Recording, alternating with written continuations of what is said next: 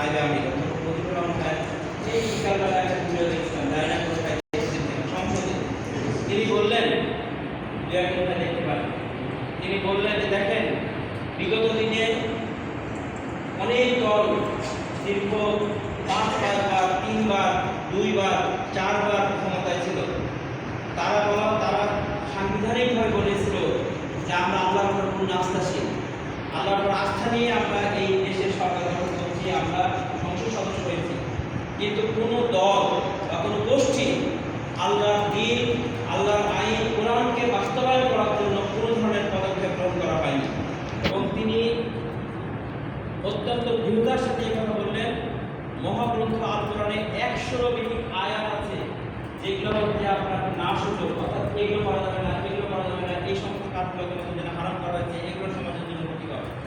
100 বিধিক আয়াত মানে আয়াত কোরআনের আদেশ সূচক, তোমরা এটা করো, তোমরা এটা করতে হবে, এইটা তোমাদের করা যাবে না, এটা পাক্কা, এখান থেকে তুমি বিরত থাকো।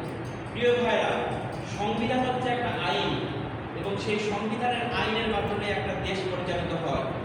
যদি আমরা আল্লাহর উপরে পূর্ণ আস্থা রাখি তাহলে অবশ্যই যে আল্লাহ রাব্বুল আলামিন আমাদেরকে এই দুনিয়াতে সৃষ্টি করেছেন, যে মহান রব্বুল আলামিনের কাছে আমাকে কালকে আমাদের কঠিন বাজারে আমাকে জবাবদিহি করতে হবে, সেই আইন আমরা কেন আমাদের এই সংবিধান অনুযায়ী, কোরআনের সংবিধান অনুযায়ী আমাদের 90% ভাগ মুসলমানের দেশে কেন আমরা আল্লাহ পাকের আস্থা রেখে, আল্লাহ পাকের প্রতি পূর্ণ আস্থা রেখে কোরআন আইন বাস্তবায়ন করি না? এই জিনিসটা মাননীয় স্পিকার আমি বলতে চাই যে কেন করি না, সেটা আমাদের মারাত্মক দুর্বলতা। এই দুর্বলতা আমাদের থাকার কথা আজকে প্রিয়কণ্ঠে বলতে চাই, এই পার্লামেন্টে কোরআন আইন আমাদেরকে কারণ কাজ করতে হবে। প্রিয় ভাইরা, অধ্যাপক প্রতিভর ভাইয়ের সেই কথাটা কি দুনিয়াবি পার্সোনাল কোনো ব্যক্তিগত বিষয় বলেন না? মানুষ রাজনীতি করে, মসজিদে কথা বললে একসময় বলা হচ্ছে যে এই ধর্ম নিয়ে তোমরা রাজনীতি করছো, তোমরা এই আদিবাদী কথা বলছো, তোমরা জান্নাতের টিকিট পেয়ে নাও দিলাম, ফালতু কথা বলে। তখন তো ভাই এই কথা বলেছিলেন। এই আজকের কথা বলছি ভাই, আজকের সংসদের কথা, যে কোন দায়িত্বশীল বাংলাদেশ জামাত ইসলামের কোন ব্যক্তি, কোন নেতা এই কথা বলেছে যে আসেন আপনি জামাত ইসলামী করেন, আপনাকে টিকিট ধরে দিয়েছিলাম, এই টিকিট পেয়ে গেলে আপনি জান্নাত পেয়ে যাবেন, নাও দিলে জানেন কোন জামাত ইসলামের ভাই জান্নাতে নাও যেতে পারে, একজন আমি সহ যেতে পারি, কারণ আমার ব্যক্তিগত আমল, আল্লাহ পাকের রেজামন্দি, মহান রব্বুল আলামিনের বরত্ব, আল্লাহ পাকের দাসত্ব দিয়ে আমার দ্বারা না হয়ে থাকে, আমি বাংলাদেশ জামাত ইসলামের কেন্দ্রীয় আমির হতে পারি, আমরা বাংলাদেশ জামাত ইসলামের মহানগরী আমির হতে পারি, মহানগরী পরপরিষদ হতে পারি।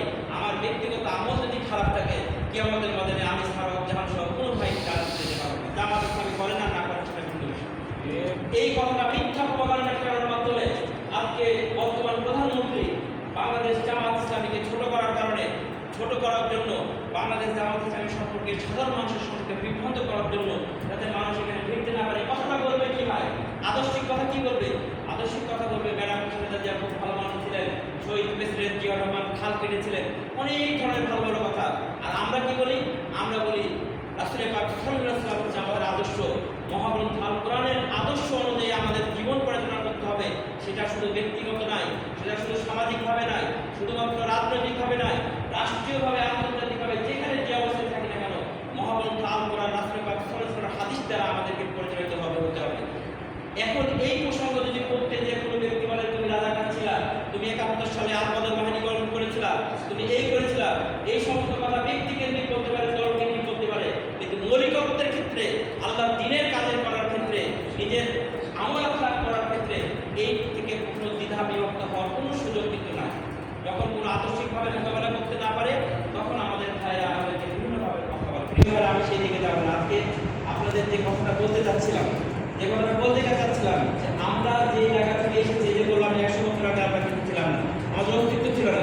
আমি আমার ছেলে সেটি সহ আমার কয়েকজন ছেলেকে আমি বলতাম যে দেখো, আজকে আমার ছেলেকে আমি এই কথা বললাম যে তুমি এই যে মাঝে মধ্যে মোবাইলে তুমি খালি গাড়ি নিয়ে, আমার ছেলেটা কি করে মোবাইলে টিপবে, দেখে ইউটিউব থেকে খালি কত রকমের গাড়ি, মার্সিডিজ গাড়ি, হাই গাড়ি, কত রকমের বাইক আছে, সেই বাইক কত স্পিডে চলে, সেই বাইকের দাম কত, বিশ্বের বুকে সব থেকে স্পিড বাইক কোনটা, এইগুলো যাদের মাথা রাখবে। আমার ছেলে কথা বলতে পারে, আমি তাকে আজকে শুয়ে আমি তাকে আমি ব্যক্তিগতভাবে দাওয়াত করলাম এইভাবে, দেখো তুমি এই যে ফালতু সময় দিচ্ছ, এই গাড়ি বাড়ি এগুলো বিষয়টা কি?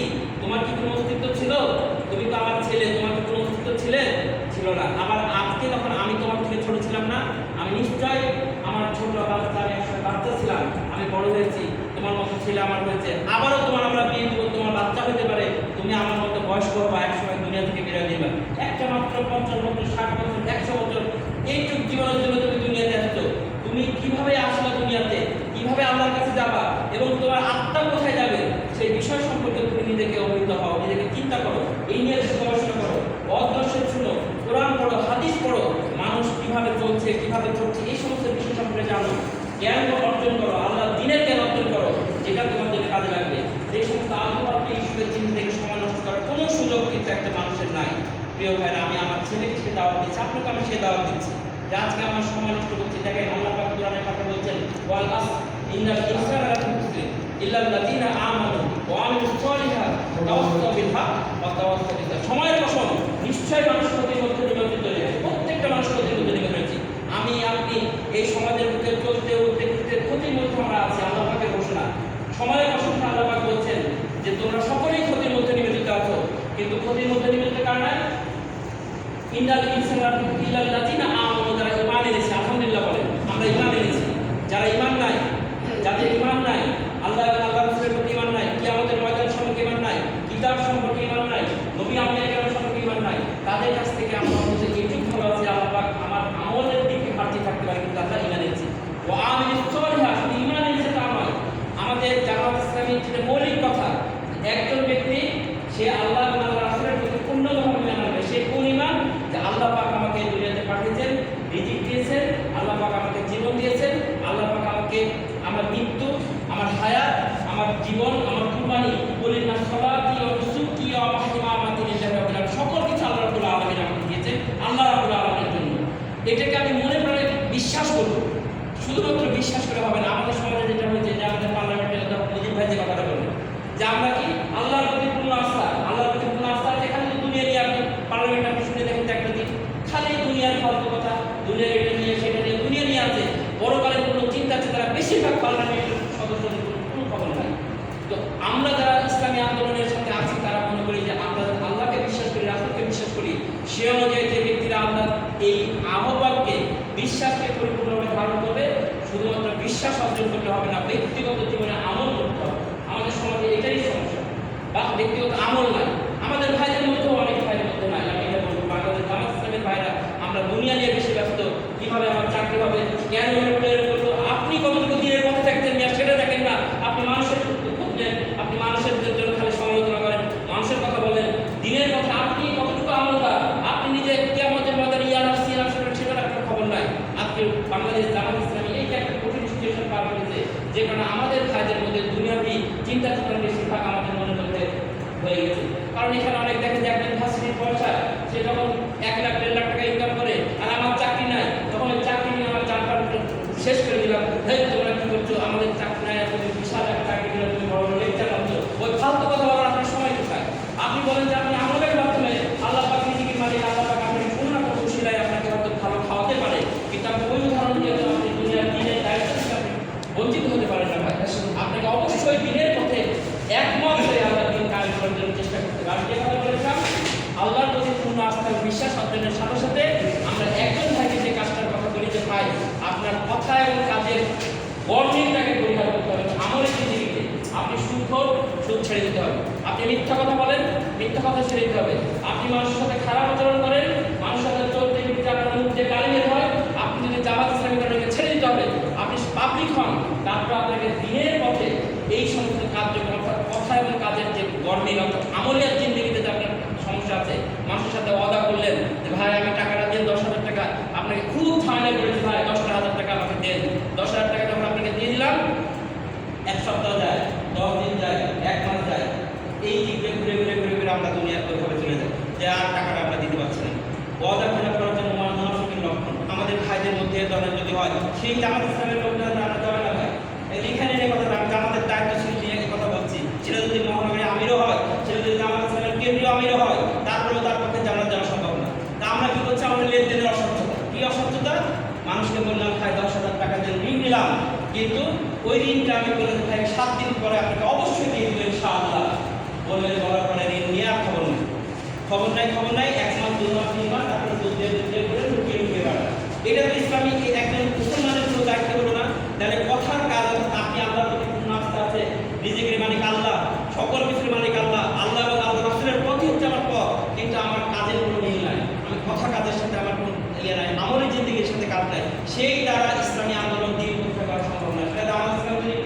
সবাই বাংলাদেশের সব লোক জামাত ইসলামী করে, তাও দিন প্রতিষ্ঠা করা সম্ভব না। এই কথা বলেছেন, এটা একটা ইম্পর্টেন্ট কথা আপনাদের সামনে বলছি।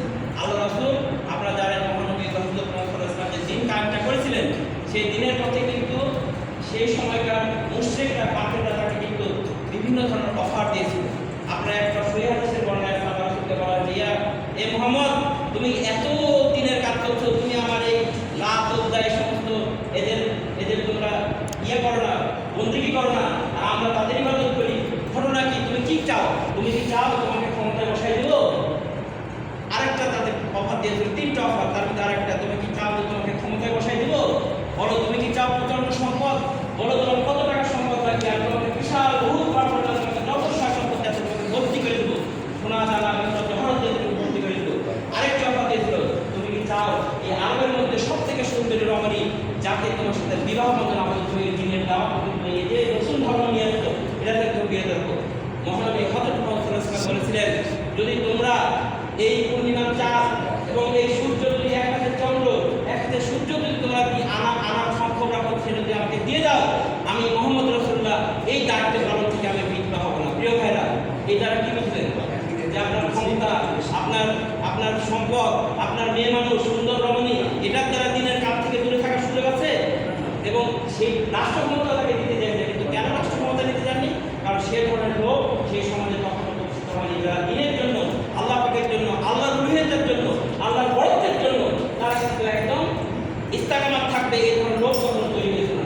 আজকে যদি বাংলাদেশ জামাত ইসলামী ক্ষমতায় যায়, আর যদি জামাত ইসলামের কর্মী নেতা কর্মীরা যদি চোট্টুট্টা হয়, তারা যদি ওয়াদা খিলাফ করে, তারা যদি নামাজ ভালোমতো না পড়ে, তাদের মধ্যে যদি চরিত্র ঠিক না থাকে, তারা যদি মেয়েদের সাথে ঘুরঘুর করে, তারা যদি মানুষের সাথে চলাফেরা করে, গাল দেয়, মুখ দিয়ে গাল দেয়, ওই জামাত ইসলামী দিন কাজ করা সম্ভব নয়। আমরা সেই জামাত ইসলামী চাই না, সেই জামাত ইসলামী আমরা করিও না, বাংলাদেশ জামাত ইসলামী আমরা সেটা করিও না। এই কথাটা আপনাদেরকে বলতে হবে, আপনাদেরকে আমরা দাওয়াত দিতে পারি। এখন এখানে আপনারা অনেক সাধারণ মানুষ থাকতে পারেন যারা হয়তো প্রথম আজকে এই কথাগুলো শুনছেন।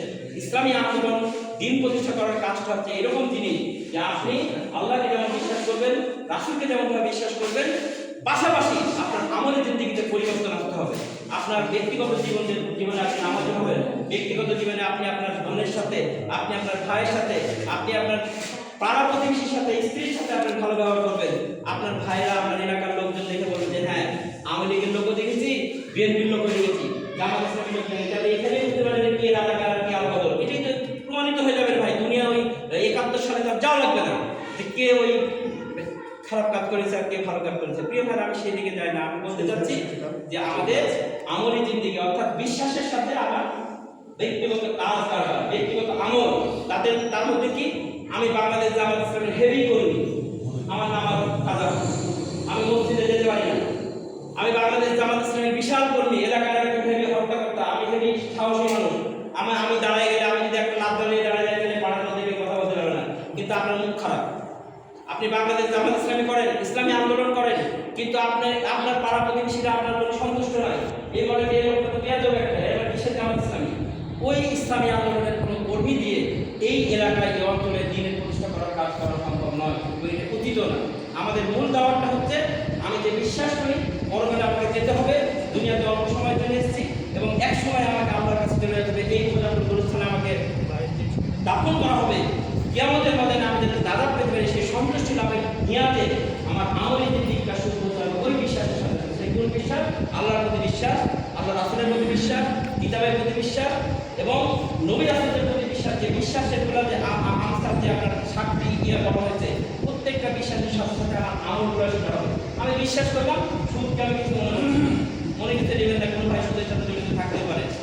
আমি সুদ খাই, অথচ আমি বলছি যে আমি আল্লাহর প্রতি গুণ আসতেছি, অথচ সুদের কথা বলা হচ্ছে কোনো ব্যক্তি যদি 4 আনা পরিমাণ সুদ খায়, তাহলে সেই সুদের এতটুকু গুণা যে তার নিজের মায়ের সাথে জেনা করার স্বামী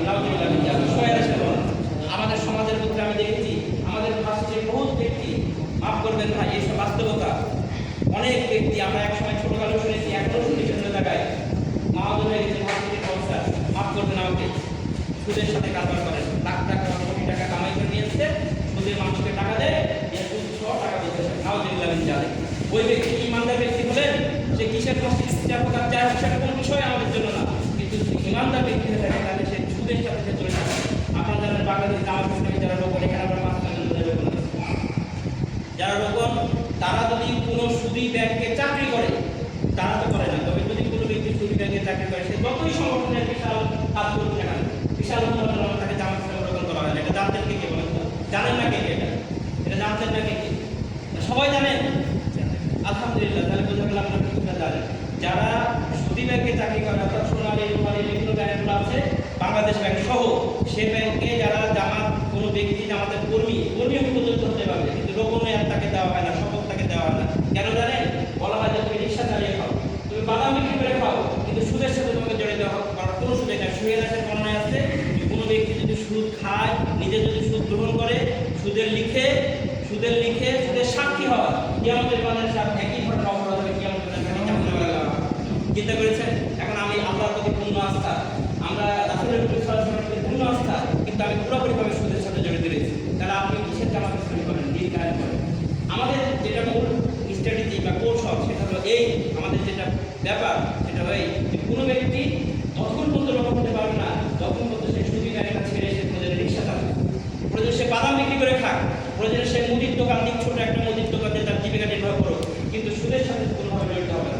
প্রিয় ভাইরা, হয়তো কেউ বলবেন যে ভাই, এই যে কেউ বলে এরকম কথা, ইসলামী ব্যাংক ভাই এরকম এইভাবে তো খায় না, ইসলামী ব্যাংক এইভাবে খায়, এটা একটা ফালতু কথা।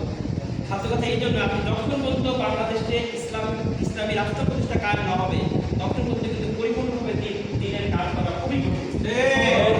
এই জন্য ইসলামী ব্যাংক সমূহ, শুধু বাংলাদেশ ইসলামী ব্যাংক পিএলসির কথা বলছি না, ইসলামী ব্যাংক সমূহ চেষ্টা করে যাচ্ছে যাতে সুদ না হয়ে, সরাসরিভাবে না হয়ে, বরঞ্চ মুনাফার মাধ্যমে যারা কার্যক্রম পরিচালনা করে, তারা চেষ্টা করছে। এর ভিতরে যদি কোনো ত্রুটি বিচ্যুতি থাকে, আমি নিয়াম শুদ্ধ রেখে সেই ব্যাংকের সাথে আমি লেনদেন করতে পারি। কিন্তু কিয়ামতের বাজারে আল্লাহ কাছে এটা বলতে পারবো, আমি আমার সমাজে চলতে গিয়ে সেই ব্যাংকে আমি লেনদেন করেছি, যে ব্যাংকে সুদ থেকে একটু বাঁচার জন্য তারা চেষ্টা করেছে। পুরোপুরিভাবে ইসলামী রাষ্ট্র কায়েম না হওয়ার কারণে তারা পারে না, কিন্তু মোটামুটিভাবে তারা পারে বলে আমি শিখে গেছি। কিন্তু আপনি সরাসরি যেটা জানেন, সুদ কথা উল্লেখ করা আছে, সেই জায়গায় কেন আপনি যাবেন? একটা নিঃসন্তান ব্যক্তি? কারণ আপনি তো নিজের মায়ের সাথে জেনা করার মতো ব্যক্তি হয়ে যাচ্ছে। প্রিয় ভাইরা, বাংলাদেশে জামাত ইসলামী সেই দিকে আহ্বান জানায় যে শুধুমাত্র ওই রাজনীতি করবো, বিস্তারে যাবো, সমাবেশ করবো, একটু খাইদাই করবো, এটার জন্য ইসলামী আন্দোলন নয়। আমার ব্যক্তিগত সুবিধার জন্য, ব্যক্তিগত ফায়দার জন্য, পরকালীন ফায়দার জন্য আমাদের ইসলামী আন্দোলন, এই জিনিসটি এই বুঝতে আমাদের মধ্যে আসতে হবে, আপনারা সবার মধ্যে আসতে হবে। বোঝাতে পেরেছি ভাই কথাটা? আমার এই বুঝটা দিনের মধ্যে আসতে হবে। আর কোন ব্যক্তি কি করলো, এই ওই লোকটা জামাত ইসলামের নেতা হয়ে গেছে, ভাই ওগুলোর দিকে তাকালে ইসলামী আন্দোলন টিকে থাকা সম্ভব না। কারণ মানুষের মধ্যে ত্রুটি বিচ্যুতি থাকবে, কিন্তু মানুষের মধ্যে উদারতা থাকতে হবে। আপনারা জানেন সংগঠনের মধ্যে একটা সিস্টেম আছে, সেটাকে বলা হয় ইহতেসাব। এগুলো আমাদের উঠে গেছে। আমরা যখন ছোট থেকে আসতে ইসলামী ছাত্র শিবিরের মহানগরের মধ্যে ইহতেসাব ছিল। কোনো ভাই যদি কোনো ত্রুটি করেছে, আমরা যখন শিবিরের একজন সাথী বানিয়েছি, ওই সাথে যদি কোনো ছাত্রীর সাথে একটু ঘোরাঘুরি করেছে, তার সাথে ব্যক্তিগতভাবে কন্ট্যাক্ট করেছে, দেখা গেল ওই মেয়েটা যে বিপদটা নেই, ওই মেয়েটার সাথে কেন আপনার সাথে বানানো যাবে না, সতর্ক। কোনো ব্যক্তিকে জামাতে নামাজ তার কাজা হয়, শুধু কাজা হওয়ার কারণে তাকে আমরা সংগঠনের সাথে বানাতে পারি না, সদস্য করতে পারি না। তার এমনও ঘটনা ঘটেছে আমাদের রাজশাহী মহানগরীতে, যে আমাদের কোনো ভাই আলামের উপরে দুলাল, গোটা রাত জায়গা থেকে কোনো কারণে সকালবেলা ঘুরতে পারে না, কিন্তু সাথী হওয়ার মানসিকতা আছে। এখন ওই ব্যক্তিটাকে আমি কি করে সাথী করবো? নামাজ কাজা হচ্ছে ফজরের নামাজ, সেই ব্যক্তিকে দেখা গেল যে সে শুয়ে আছে, জানালার পাশে বলা হয়েছে তুমি একটা কাপড় লোকে ডাক না, বেশি ধরে ডাক না, বাপ মা কিন্তু বেকায়দা হয়ে যাবে, শিবিরকে দেখতে পারে না বাপ মা। কি করা যাবে? তার আঙ্গুলের একটা দড়ি দিয়ে, ওইটা বলা হয় যে তুমি জামা দিয়ে দড়িটা টানিয়ে রেখেছে। ফজরের আজান হচ্ছে, ওই দড়ি দিয়ে হাসি দিয়ে টান লাগছে, সে উঠেছে, ফজরের নামাজ পড়েছে। এইভাবে ইসলামী আন্দোলন, ইসলামী ছাত্রশিবিরের সাথী বানানো হয়েছে। অতীতের ইতিহাস এটা ইসলামী আন্দোলনের। প্রিয় ভাইরা, সেইভাবে একজন ভাইকে সাথে বানাতে যাতে তার নামাজ আদায় না হয়, এবং এই জন্য তার পায়ের সাথে দড়ি বেঁধে দিয়ে শুরু হয়েছে। যখন সে ঘুমিয়ে গেল, ওই দিকে সুখী করে টানালো, সে জেগে গেল, পরবর্তীতে সে জামাতের মসজিদে নামাজ পড়তে এসেছে। প্রিয় ভাইরা, তাহলে এইভাবে আমাদের দিনের পথে আগে আসতে হবে। একজন ভাইকে ঘৃণা করা নয়, আপনি পাপকে ঘৃণা করেন, ব্যক্তিকে ঘৃণা করার কিছু নাই। ব্যক্তিগতভাবে এই হিসাব করেন, এই হিসাবের ভাষাগত পদ্ধতি সামনে অত্যন্ত আন্তরিকতাপূর্ণ। সেই হিসাবটা কি? আরে আপনি একটা লোকের সাথে কথা বললেন, কিন্তু কথাটা এমনভাবে বললেন যে লোকটা খুব কষ্ট হয়েছে। ভাই, আপনার এইভাবে না বলাই ভালো, আল্লাহ এভাবে বলা ঠিক নয়। তাকে সংশোধনের উদ্দেশ্যে সমালোচনা করা বলে এই হিসাব। এই জিনিসগুলো আমাদের সংগঠনের মধ্যে অনেকখানি পেয়েছে। এই বিষয়টার মধ্যে আমাদের খালি ফালতু কথাবার্তা, এর সাথে ঝগড়া, ওকে দেখা যায়, এটা হলো না, ওই করছে না, এটা কি করছে, নেতারা অমুক করছে, এই ফালতু কথা বলে ইসলামী আন্দোলন কখনো হয় না। আমরা আপনি চ্যালেঞ্জ করলাম, ইসলামী আন্দোলন এই সমস্ত ফালতু কথা ভাইদেরকে গঠনমূলক সমর্থনের মাধ্যমে 5 টাকা কন্ট্যাক্ট করবো, সে ভাই পাশে চলে যাবো, তার বাড়িতে 2 কাপ চা খাবো, খেয়ে দেবো, ভাইরা আমার এই কাজটা বোধ আপনার দ্বারা হয়ে গেছে, এটা মেহরবানি তাকে থেকে সংশোধন নিয়ে আসবে। কারণ কি আমাদের মধ্যে আপনারা যাবেন কিন্তু করে আপনি যাবেন আমিও যাবো, কাজে আপনি যেমন জান্নাতে যেতে চান সেই ব্যক্তিকে আপনি জান্নাতের সাথে নিয়ে যান। এই মানসিকতা নিয়ে আমার দাওয়াতি মনোভাব নিয়ে সংশোধন করার নিয়ে আমাদেরকে কাজ করতে হবে। সৈদিক আপনার বাংলাদেশ জামাত ইসলামী আমরা সাধারণ ভাইদেরকে সেই আহ্বান জানাবো যে শুধুমাত্র মুখে না, শুধুমাত্র ওই খুতবা শুনলাম, শুধুমাত্র একটু শুনলাম, এই 2-1 নামাজ 2-1 করলাম দিয়ে আমার বাদ বাকি জিন্দেগি, আমার সমাজ, আমার এলাকা, আমার সমাজ, আমার পরিবার, সেখানে ইসলামের ধারের কাছে আমার নাই, সেখানে আমাদের কোনো কর্মক্ষেত্রে দিনের কোনো কাজ নাই, সেটা কখনো ইসলাম নয়, সেটা কখনো ইসলামী আন্দোলন নয়, সেটা কখনো পরকালের মুক্তির পথ না। সৈনিক আমরা বাংলাদেশ জামাত ইসলামী যেমন একটা মানুষকে আজাদ তার যখন জন্মগ্রহণ করলো, আজাদ দিয়ে যাত্রা শুরু, ঠিক আজানের সিলসিলাটা গোটা জিন্দেগিটা আজাদের সিলসিলা চালু করার জন্য বাংলাদেশ জামাত ইসলামী কাজ করে যাচ্ছে। মানুষের হিসাবে, দল হিসাবে, সংগঠন হিসাবে, ব্যক্তি হিসাবে, সমাজের দলদল হিসাবে মানুষের সমস্যা থাকতে পারে, সেটা ভিন্ন কথা। কিন্তু মৌলিকত্বের ক্ষেত্রে যেটা আমি বললাম যে পার্লামেন্টের কথা দিয়ে বলছিলাম আমাদের মুজিব ভাই, এই কথাগুলোই বলবো প্রিয় ভাইরা, যে আমরা বড় বড় রাজনীতি করবো, বড় বড় কথা বলবো, আল্লাহর প্রতি পূর্ণ আস্থার কথা বলবো, কিন্তু সমাজে, সংসদে, রাষ্ট্রে এই যে আপনি দেখেন, আপনারা এটাও বোধহয় দেখবেন আজকে আধুনিক যুগ, সকল ভাই জানেন, ওই যে একটা ছেলেটা হচ্ছে বোধহয় বিশেষ ক্যাডার, সে আপনার কাস্টমে চাকরি করে, সেই ছেলেটা হিন্দু, সেই ছেলেটা রাস্তায় ঢাকা থেকে বের থেকে আপনার কুমিল্লায় বাড়ি, ঘুমিয়ে গেছিল রাস্তাতে যাওয়ার সময়, মানে ঘুমিয়ে যাওয়ার কারণে যে স্টপেজে সে নামবে পার হয়ে গেছে, তাড়াতাড়ি করে কন্ট্রাক্টর থামাতে এমন বলল, কন্ট্রাক্টর রাত তখন 2:30-3টা বেজে গেছে, কন্ট্রাক্টর তাকে নামাইছে এমন একটা জায়গায় আছে, ফাঁকা জায়গা কিন্তু কিছুটা মোড়, সে নেমেছে, আল্লাহর নিকাম দেখেন, সে নামার পরে এক ছিনতাইকারী তাকে ওই ইয়েতে উঠাইছে, সিএনজিতে উঠেছে, ওঠার পর তার কাছ থেকে ব্যাগটা নিয়ে তাকে চুরি করতে বলছে, আর আল্লাহকে সে মারা গেছে। একটা ছোট্ট বাচ্চাটা, এটা ভিডিওতে আপনারা পাবেন, ইউটিউবে অনেকে, সরি আমাদের ইয়েতেও দেখতে পাবেন। দেখেন তাহলে আমাদের সমাজটা কোথায় গেছে? আমাদের রাষ্ট্রীয় শহর অসংখ্য জায়গায় এইভাবে চিন্তা হয়। যদি দেশের রাষ্ট্রপ্রধান, দেশের প্রশাসক, এলাকার ডিসি, সে যদি সত্যিকার জিরো টলারেন্স করতো, সেভাবে করতো, অবশ্যই এই সমস্ত জিনিসগুলো হবে, এটা ঠিক আছে, কিন্তু অনেকগুলো কমে যাবে। আপনি রাষ্ট্রীয় শহরে অনেক জায়গায় এখন চিন্তায় হয়, রাষ্ট্রীয় অনেক জায়গায় চাঁদাবাজি হয়, এই চাঁদাবাজ যারা হোতা, যারা ওটাকে সহযোগিতা করছে, সেই ব্যক্তির দ্বারা কীভাবে এই চাঁদাবাজি এবং এই চিন্তাইগুলো ইয়ে হবে। এত কষ্ট লাগলো জানেন, সেই একটা ছোট্ট বাচ্চা, তার 1 বছরের বাচ্চা, এই মানে আজকে মানে তার 1 বছর হলো বাচ্চাটা, হিন্দু মহিলা, হিন্দু ছেলেটা কাস্টমে এবং ভালো অফিসার, সে মারা গেল। এই সমস্ত শুধু এরকম অসংখ্য ধারণা আপনি বাংলাদেশে দিতে পারবেন। এটার মূল কারণ হচ্ছে রাষ্ট্রীয় পর্যায়ে কিন্তু দিনদারিত্ব নাই, রাষ্ট্রীয় পর্যায়ে কোরআনের শাসন নাই, তারা যারা এরা পরিচালিত করতো তাদের মধ্যে নীতিবোধ নাই, তাদের মধ্যে সেই মানসত্ব নাই, তাদের মধ্যে সেই নীতিনৈতিকতা নাই, যে কারণে বড় বড় বক্তৃতা নেয়, রাজনৈতিক বড় বড় কথা বলে, এই কথা সেই কথা বলে তারা দেশ চালাচ্ছে এবং দেশটা যে কাজ সেই থেকে যাচ্ছে। এই জুলাই সমাজে কিন্তু এই কতগুলো নীতিমালার বিষয়গুলো কিন্তু চাইছিল, এই আমরা যে গণরায়টা দিয়েছিলাম সেটাই সেই বিষয়গুলো ছিল, এগুলোকে তারা একবার করছে, আবার বলছে যে অক্ষর অপরিষ্কার পালন করবে। কীভাবে যে অক্ষর অক্ষর পালন করছে আল্লাহ পাক পালন করবে। তারপরেও আল্লাহর কাছে দোয়া করি যে কথাটা তারা আমার সঙ্গে অন্যরা বলছে সেটা করুক, দেশের একটা পরিবর্তন হোক, মানুষের মধ্যে নীতি নির্গতার পরিবর্তন হোক, সমাজটা একটু সুন্দর হোক। প্রিয় ভাইরা, আজকে আপনাদের কাছে আমি সেদিকে আহ্বান জানাবো, আসুন আমরা যদি কোরআন এবং সুন্নাহর আলোকে আমাদের গোটা জিন্দেগি আমাদের যাপন করতে পারি, গোটা জিন্দেগি যাতে পরিচালনা করতে পারি, আল্লাহর প্রতি পূর্ণ আস্থা রাখি, বিশ্বাস রাখি, রাসূল পাক সাল্লাল্লাহু আলাইহি ওয়াসাল্লামের প্রতি যে ঈমান রাখি, কিতাবের প্রতি যে ঈমান রাখি, সেই কিতাবের দেখানো পথ অনুযায়ী আমার প্রত্যেকটা জীবন আমি সহ আমরা সবাই যাতে আঞ্জাম করতে পারি, সেই আহ্বান আমি আপনাদের কাছে দিয়ে গেলাম। কিয়ামতের মাঠে আমরা সকলেই যাতে আল্লাহ পাক আমাদেরকে জান্নাত দেয়, যে জান্নাতের ওয়াদা করা হয়েছে, জান্নাতিন তাজরি মিন তাহতিহাল আনহার ওয়া মাসাকিন তাইয়্যিবাতান ফি জান্নাতি আদনিন যালিকাল ফাওজুল আযীম। তোমাদের গুনাহ সমূহ মাফ করে দেওয়া হবে, তোমাদেরকে জান্নাত দেওয়া হবে, সেই জান্নাত যে জান্নাতের দরজায় যে ক্ষমতা প্রবেশ করেছে, সেই জান্নাতের অসংখ্য বর্ণনা সেখানে রয়েছে। তা আমরা আসুন আমরা সেই জান্নাতে যেতে চাই, আমরা আল্লাহ পাকের সন্তুষ্ট অর্জন করতে চাই এবং দিন কায়েমের পথে আমরা অগ্রসর হতে চাই। এখানে আমরা কর্মী থেকে আছি, কর্মী আছে বেশিরভাগই সমর্থক, আর বাদ বাকি এখানে বেশিরভাগই সহযোগী সদস্য বা সমর্থক টাইপের আছে।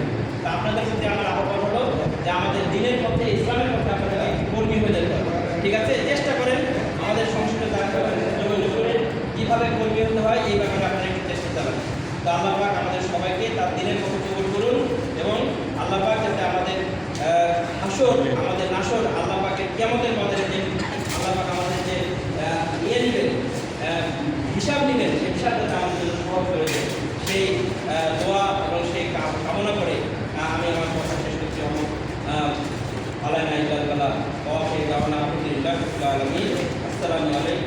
রহমতুল্লাহি ওয়া বারাকাতুহু।